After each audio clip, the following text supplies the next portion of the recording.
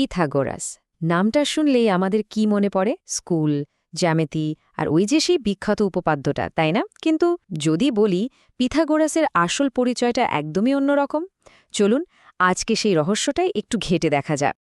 তো শুরুটা করা যাক আমাদের সবার চেনা জায়গাটা দিয়েই, মানে সেই পিথাগোরাসের উপপাদ্য।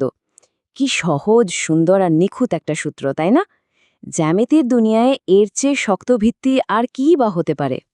কিন্তু এখানেই গল্পের আসল টুইস্ট।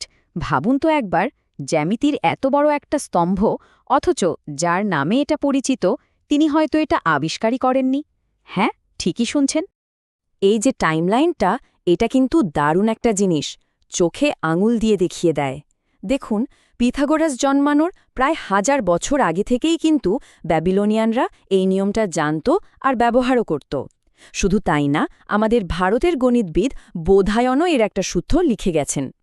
তাহলে প্রশ্নটা তো আসেই, তাই না? যদি উপপাদ্যটা উনি আবিষ্কার নাই করে থাকেন, তাহলে পিথাগোরাস আসলে কে ছিলেন? কি ছিল তার আসল পরিচয়? আচ্ছা, চলুন তাহলে এই রহস্যের গভীরে ঢোকা যাক। পিথাগোরাসকে ঘিরে যে মিথগুলো আছে সেগুলোকে একটু সরিয়ে আসল মানুষটাকে চেনার চেষ্টা করি। আমরা তো ভাবি পিথাগোরাস মানেই গণিতবিদ, তাই তো? কিন্তু মজার ব্যাপার হলো, শেষ সময়ে লেখালেখি পড়লে দেখা যায় মানুষ তাকে চিনত একজন মিস্টিক বা মরমী সাধক, একজন গুরু, একজন দার্শনিক হিসেবে, গণিতবিদ হিসেবে নয়। তার পরিচিতি ছিল এমন একজন মানুষ হিসেবে যিনি আত্মার পুনর্জন্ম নিয়ে কথা বলতেন। তার পুরো দর্শনের একদম কেন্দ্রে ছিল একটা অদ্ভুত কিন্তু বৈপ্লবিক ধারণা, আর সেটা হলো সব কিছুই সংখ্যা। মানে এই যে গোটা মহাবিশ্ব, এই সব কিছুই নাকি সংখ্যার সম্পর্কের ওপর দাঁড়িয়ে আছে। এখন এই সবই সংখ্যা, এটা কিন্তু শুধু মুখের কথা ছিল না। পিথাগোরাস আর তার অনুসারীদের জন্য এটা ছিল জীবনকে দেখার একটা সম্পূর্ণ নতুন উপায়। তারা বিশ্বাস করতেন এই মহাবিশ্বটা যেন একটা বিশাল বাদ্যযন্ত্র। সংখ্যারও নাকি নিজস্ব চরিত্র আছে, কোনোটা পুরুষ, কোনোটা নারী, কোনোটা সুন্দর, কোনোটা অসুন্দর। যেমন ধরুন 10, এটা ছিল ওদের কাছে পারফেক্ট নম্বর। কেন? কারণ এর মধ্যে প্রথম 4টা সংখ্যা আছে, 1, 2, 3 আর 4, যোগ করলেই 10। আবার দেখুন, সঙ্গীতের সুরের সাথে সংখ্যার কি দারুণ মেল। একটা অক্টেভ মানেই হল 2:1 অনুপাত। তাদের কাছে অঙ্ক কষাটা ছিল আসলে আত্মাকে শুদ্ধ করার একটা পথ।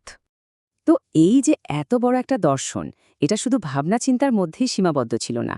চলুন দেখি কিভাবে এই চিন্তাভাবনাগুলো একটা আস্ত সমাজ বা কমিউনিটি তৈরি করে ফেলেছিল। পিথাগোরাস ইতালির ক্রোটনে একটা স্কুল খুলেছিলেন। তবে এটাকে ঠিক স্কুল বলা যায় না, এটা ছিল একটা কমিউনের মতো। আর সেখানে নিয়মকানুনগুলো ছিল সময়ের থেকে অনেক এগিয়ে। ভাবা যায়, সেই সময়ে তাদের ওই গোপন গোষ্ঠীতে নারী পুরুষকে সমান চোখে দেখা হতো।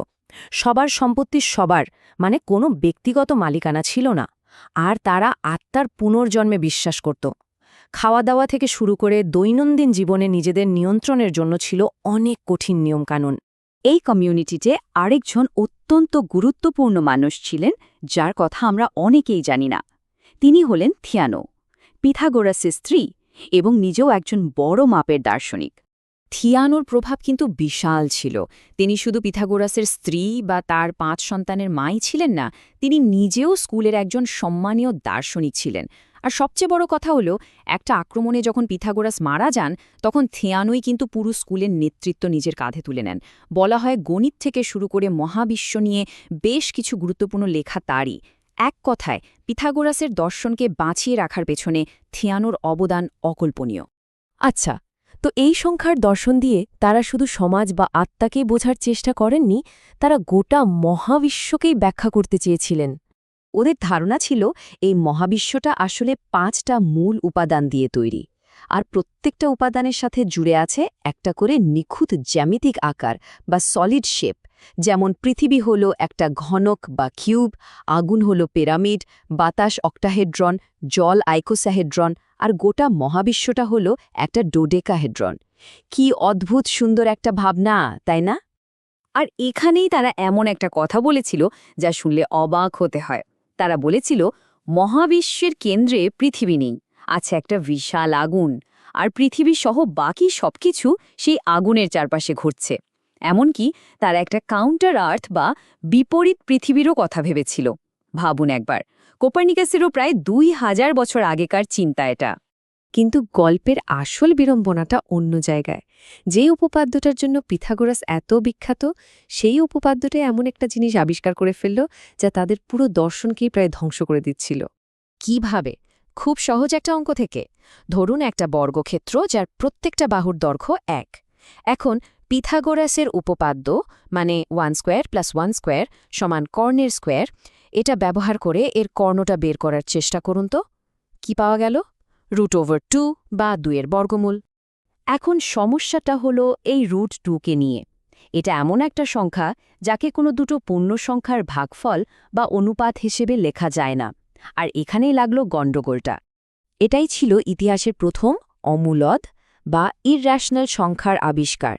আর এই আবিষ্কারটা পিথাগোরাসবাদীদের জন্য ছিল একটা বিরাট ধাক্কা।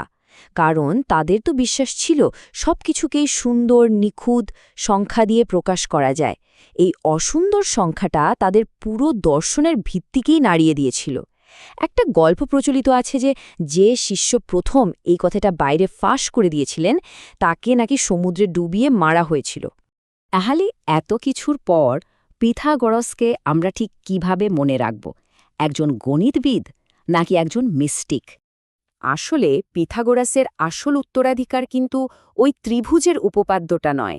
তার সবচেয়ে বড় অবদান হল এই ধারণাটা প্রতিষ্ঠা করা যে এই বিশ্বব্রহ্মাণ্ডকে সংখ্যা আর যুক্তি দিয়ে বোঝা সম্ভব। তিনি প্রথম নিজেকে ফিলসফার বা জ্ঞানের প্রেমিক বলেছিলেন। তার চিন্তাভাবনা প্লেটো, অ্যারিস্টটেলের মতো মহিরুধের প্রভাবিত করেছিল। বলা যায় তিনি গণিত আর আধ্যাত্মিকতাকে মিলিয়ে এমন একটা পথ দেখিয়েছিলেন যা হাজার হাজার বছর ধরে পশ্চিমা সভ্যতাকে পথ দেখিয়েছে। আর এখানেই আমাদের জন্য একটা প্রশ্ন থেকে যায়, যে প্রশ্নটা নিয়ে পিথাগোরাস সারা জীবন ভেবেছেন। গণিতের নিখুঁত যুক্তির সাথে এই রহস্যময় অস্তিত্বের আসল সম্পর্কটা ঠিক কী? এই প্রশ্নটা কিন্তু আজও আমাদের ভাবায়, তাই না?